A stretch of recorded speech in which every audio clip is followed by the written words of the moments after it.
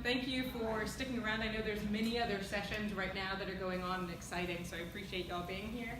So again, as we just heard, I am looking here at gender audit as a research method. It's a process also, and I will talk about it in the ways in which it can inform organizational learning, in particular for higher education. My name is Dr. CohenMiller, and I work at Lauderdale University out in Kazakhstan. My co-presenter couldn't be here today, but she was also a key part of this research project, Dr. Jennifer Lewis. Okay, so let's see if I can move this. So just to give kind of a overview and a conceptual roadmap, I'm going to talk in general about gender mainstreaming in audits, gender in universities, go through country context, the study itself, and then method and insights. So by show of hands, who has heard of gender mainstreaming? Okay, anyone heard of gender audits? Okay, also, all right, so we have one person, so that's good. I can go into it, and it will be very brief, and I'm happy, though, to go further into it and pass on any information after the presentation as well. So in general, if you think about gender mainstreaming, this is a way for us to think about gender as integral to an organization. You're not thinking about it after the fact, right? You've already hired everyone, you've already gotten everything organized in your organization, and then you're like, oh, wow, look, I don't have any women in this department. Oh, look, I don't have any male students. Oh, look, that would be more of an afterthought. And so ideally, you want to get it into the integral nature of the organization itself. And a step to getting to mainstreaming and towards gender equality and balance in general is by using a gender audit. And one little caveat here, so gender itself as contextualized within gender audits is synonymous in this case with sex as a binary. So we are looking at where it has been used as just a male-female dichotomy, even though we recognize today that that's not the case. Okay, so, and also these logos then, so the EU, the World Bank, we see these are major organizations that have used gender audits and gender mainstreaming. Gender in universities, so why is it that we would even want to look at gender in organizations? As you probably recognize, there is inequitable pay, hiring, promotions, and for a university itself, this started at the foundations of organizations of the university. Initially, right, the university wasn't intended for women in the first place, and so now this is an afterthought. So we have to think about how are we making our institutions, our organizations inclusive. Of course, there's also many other ways to make it inclusive beyond gender, but this is a first step. So you can use then also gender audits within universities. They have been used. So where is Kazakhstan? Does anyone, I know we have somebody who lived in Kazakhstan. Does anyone else know, like generally? Yeah? All right, we have some head nods, and I'll show you close. Okay, so we have the red country here. If you're colorblind, it's right up there. So it's about 5 times the size of Texas. It's a large country. And Astana itself, this is the new capital, very new city, and this is where the university that I work at, Nazarbayev University, is centered in Astana. Yeah, you're in the nice part. The very nice part, Is right? it hot there? No, So there are different parts of Astana. There is an old city. That's the newer part, and that's where the capital resides, and it's a fancier area of town, where also the university is close to. So then if we think about gender in Kazakhstan, so there have been movements over the year where we're actually looking, there's been movement towards gender equality, recognizing that there's issues of gender equality, gender balance in the schools and other organizations. And this is also informed, OSCE, as I was saying, as you can see here, the UN Women, right, this is United Nations Women, also from the UN itself, just thinking about there's different structures that we're trying to hit and goals that the UN presents, that also Kazakhstan is a part of and wanting to promote. So then when we think about the gender audit at the university itself, so Jennifer and I were very lucky to have UNDP, so this is the United Nations Development Program. They came to us with an opportunity to do a gender audit.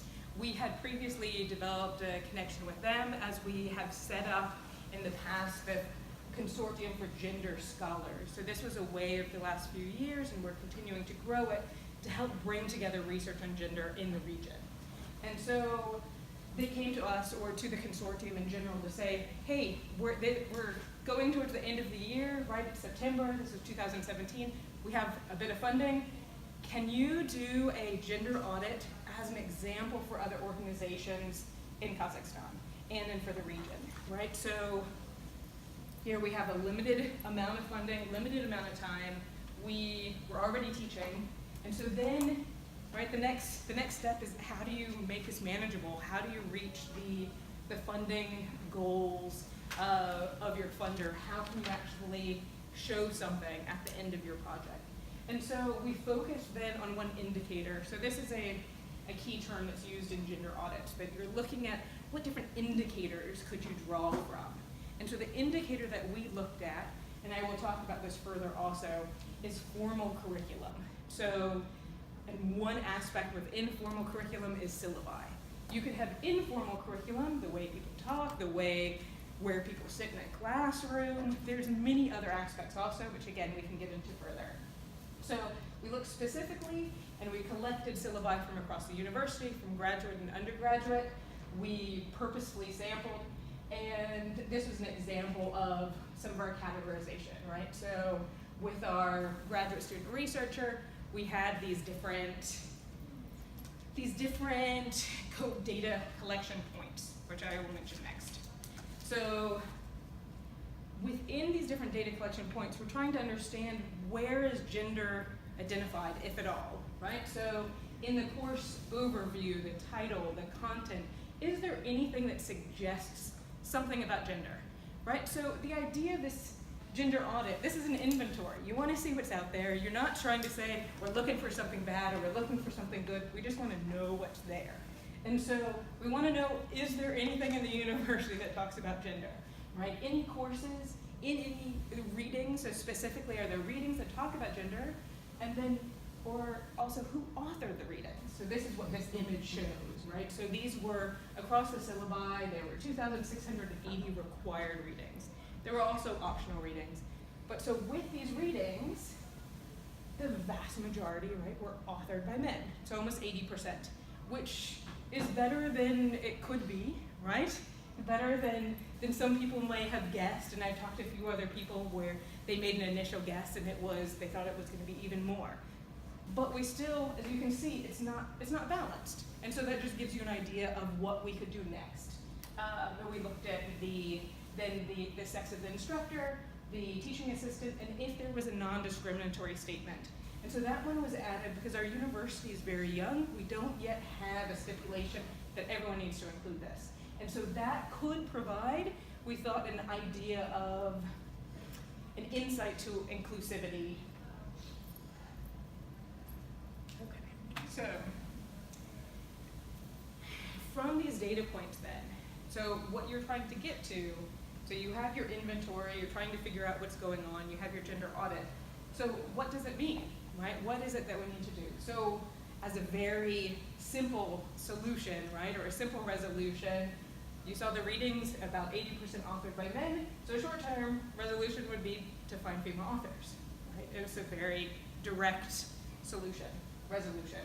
You could incorporate gender topics or sets of readings or cases. We realized that out of all the syllabi we looked at, there was no course specifically on gender, right? So no, sociology and gender, education and gender, nothing medicine, nothing, right?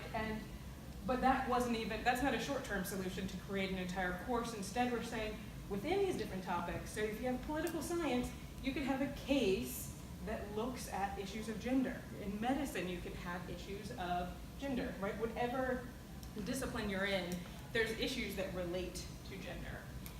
And then long-term resolutions then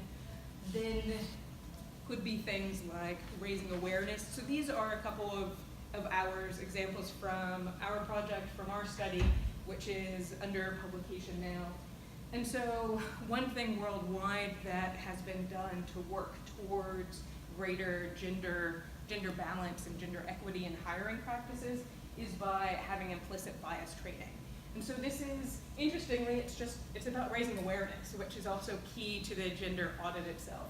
So you raise awareness, and then people see what their practices are, and you can actually talk about it. Okay, so we have been looking, actually I want to go here first, the process into this method. And so the key thing, if you want to then create your own gender audit within your organization as a step, right? You're looking particular, you're somebody that feels like you can help move towards gender equality, gender equity. Hopefully you could have some sort of funding. If not, you can figure out your time, right? You're assessing your potential. What indicators can you look at? So this comes back, right, to the indicators. Do you have a chance, for instance, to interview people, right, about their experiences? So if it's in higher education, can you talk to their staff about their experiences? What is it like to work with the organization, right? And what is it like for the faculty members? What is it like for the students? You could then also collect data from visual artifacts. How is it that your website is advertising your organization, right? What pictures are they highlighting? Ours recently, because of the gender audit, we were able to see, or other people were able to see, oh look, in this advertisement in the graduate school, there are no images of women in a position of power, right? It was all men. And yet the vast majority of the faculty are women.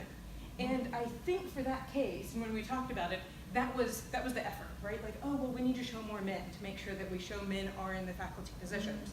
When really, they're planning to make changes, and they're going to try to show instead the male students, because really, they're looking for more, the graduate school is looking for more male students, and they're okay with the faculty balance right now. So instead, you could show the female faculty, which we know is important to also show as mentors for their female students. So what is it that you're looking to collect? Then figuring out what are these data points? And I think for the future moving forward and thinking about on a grand scale, thinking about gender audit, we'll need to also consider about this binary and what does that mean. But the key thing here is connecting it with what are these next resolutions? What can we do in the short term right now? So a simple thing, right, with this catalog, they went ahead and they made changes, right? And it was because, again, of the awareness. And then you can do that, where you recognize that, oh, my syllabus doesn't have a non-discriminatory statement. That's simple, right? The longer term resolution is that there's going to be on the university campus and across the board non-discriminatory statement. What does that mean, especially at a university that has so many international faculty?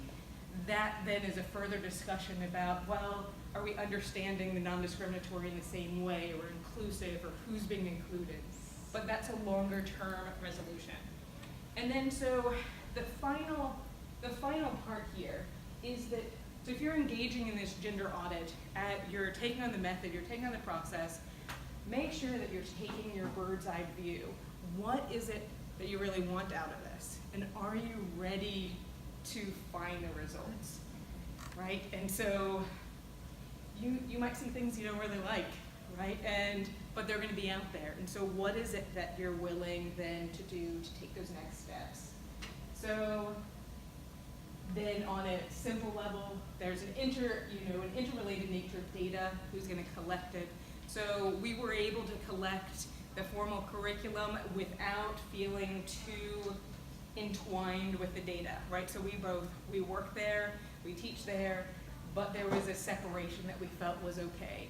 Interviews, while I would love to interview people, there's, some people would say, well, maybe it's a concern of bias. I'm not concerned about bias, I'm worried about not noticing enough. I get back to the bird's eye view, right? I want somebody else from the outside, and this is typical for gender audits. You bring in what's called an external auditor, right? They can come in and they can see it, and so they're not as enmeshed within the organization. And expect pushback and suggestions, right? So suggestions can be great, and they can also come in great force, right? And so when we presented, we were invited to present this at different university meetings, and many people were very encouraging, right? Even the fact that we were invited, right? That was a great sign, right? The provost office wanted us to present this, presented at the Senate, multiple different levels. But there was also, well, maybe you didn't look at my syllabus, right? Maybe you didn't really see my faculty.